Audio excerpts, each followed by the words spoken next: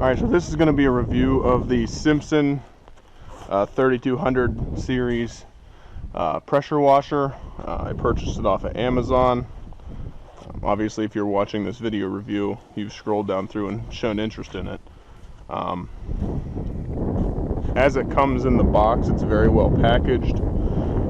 Essentially, all you have to do once you get it is attach the handle with this bolt here, and they're easy to screw on, and the other bolt there. Attach your lines, put your siphon hose for your soap into the bottom there, and fill it with oil.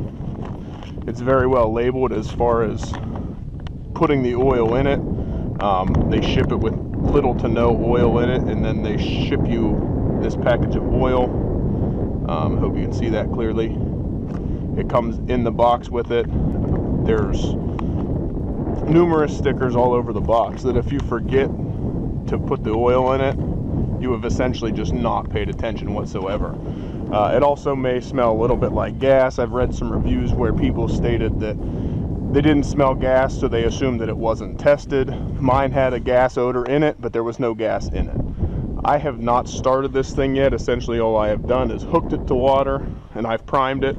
If you're not familiar with pressure washers, once you hook them with water before you start them, you need to run all the air out of it. And I'm hoping that I got all the air out of it at this point in time.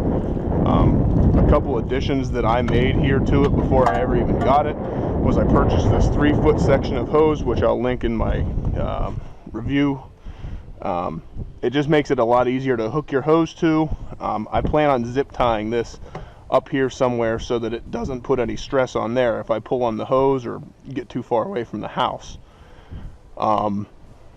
Another addition is I added a 50-foot section of the Simpson's power washer hose in addition to the 25 feet that comes with it. 25 feet sounds like a lot, but your average pickup truck with a double cab and a full-length bed is just around 20 feet. So my truck is probably just shy of 20 feet long. So 25 feet, you're going to have to scoot the pressure washer around it. You're not going to be able to get the whole thing if that's what you're doing. Or if you're pressure washing a house, you're going to be moving it every 10 feet that you try and pressure wash. So it's way more convenient to spend the extra $45 or $50 and get that extra 50 foot.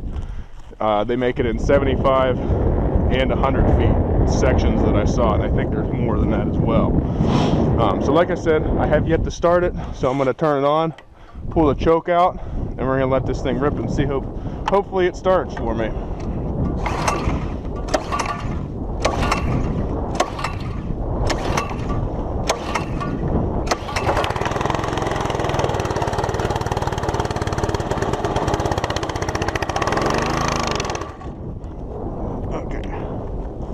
And it did say in the instructions to move the choke in and out a couple times once you get it running. Once I get this thing started, you're not going to be able to hear me. I'm going to put the 25% or 25 degree tip in it. I'm going to power wash my truck a little bit.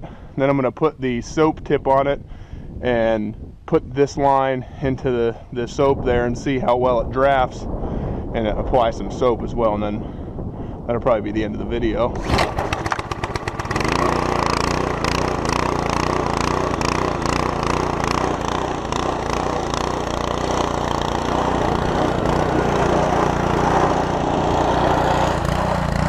Get over here away from this thing a little bit, and hopefully you can hear me.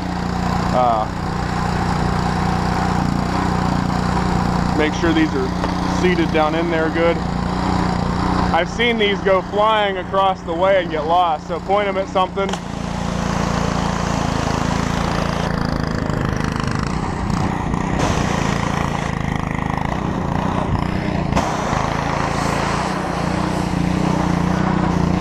And I believe I caught an air pocket there because I didn't prime the system good enough.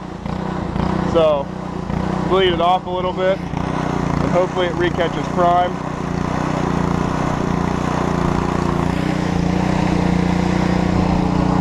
This is definitely air in the line. I've seen this before. Usually all you can do is kind of just keep going until it picks up back up on pressure.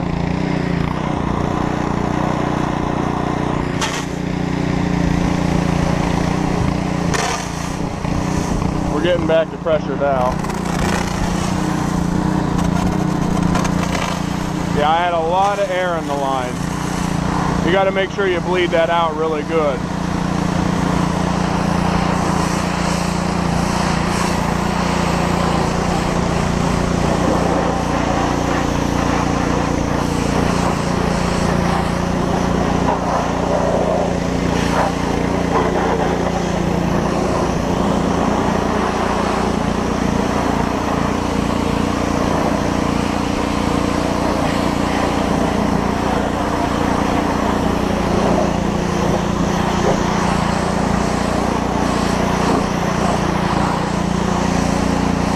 Pretty good pressure for the 25-degree tip.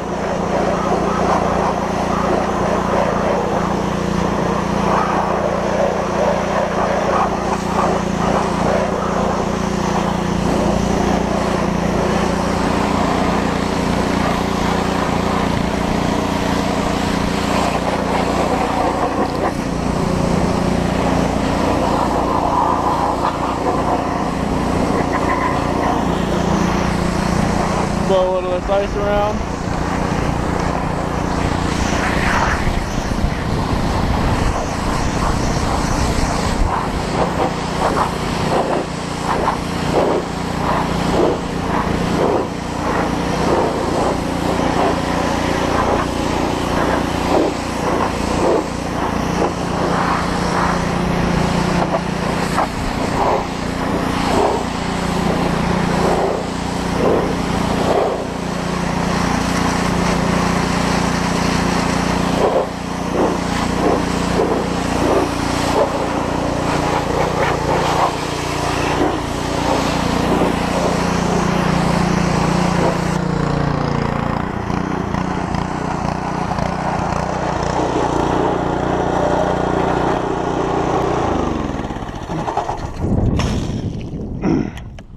Alright, so now that you can hear me again, pretty good pressure with the 25-degree tip. If I needed more pressure, obviously I'd skip down to the 15 to really cut the dirt off. Right now I'm going to put the black tip in, which is for the soap. The way these work, there's not an on-off switch for the soap dispenser. Essentially what it is when the water's flowing through it fast enough, it creates a draft and then ultimately puts soap in the line. Now that I have 75 feet of line on here, it's probably going to take a little while for that soap to get to where it's going, and that's also saying that this stays down in there, and this is not a ample setup here, so we're going to do what we can with what we got. So another thing is, when you turn this off after pressure washing and restart it, you need to bleed that pressure off, otherwise you're not going to be able to start it. There's going to be so much tension on the engine, it's not going to start well for you. Actually, you're not going to be able to start it at all. Something that I was talking about when I started pressure washing was make sure that tip's in there really secure, maybe point it into like something that if it does come out of there at a high rate of speed, it's not going to hurt anybody, and also you're not going to lose it, because it'll send it and you'll never find it again. So now that this tip's in, now that the soap's hooked up, we'll try and use the suds feature. Like I said, it's going to take a while for this to get it around here, so let's get her going. Alright,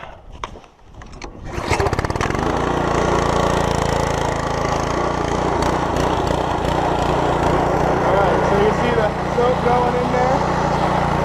So it's just a matter of time before it works its way all around here and gets up to the truck. So let's kind of see. Wow, that actually was way faster than I thought. So put a little soap on here,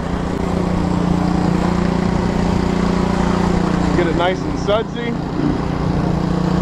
And then if you wanted to use degreaser for a tractor, or use a brush to really scrub the dirt off, it wouldn't take anything to get that soap in there. So